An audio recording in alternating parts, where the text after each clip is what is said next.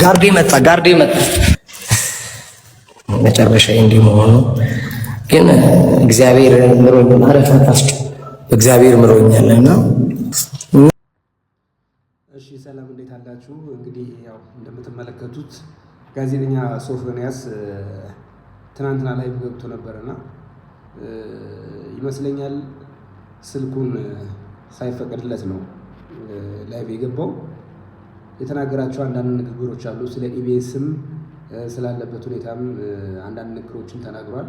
እሱም ቪዲዮ ማስደምጣቸው ይሆናል።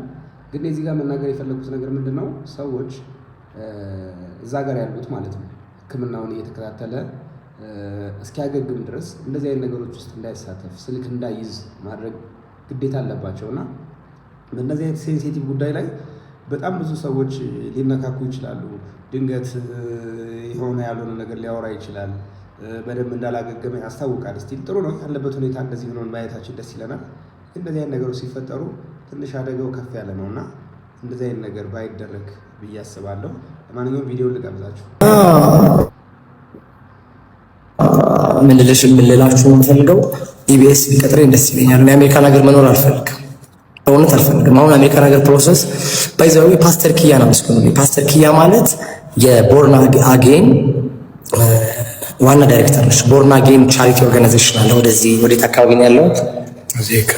አይደል? ቻሪቲ ያለው እየተናገ የከብቻ የካኮተቢ አካባቢ ቦርን አጌን የሚባል ከተመሰረቱ ወደ 11 ዓመታቸው ነው። እነሱ ጋር ላይቭ ላይ ነኝ። ጋርዴ መጣ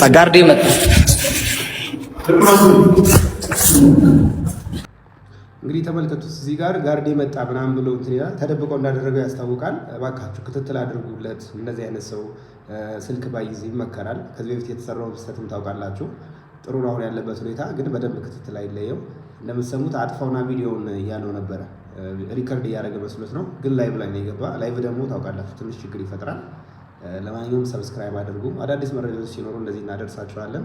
ይህንን ፔጅ ሰብስክራይብ ካላደረጋችሁ ቤተሰብ ነው።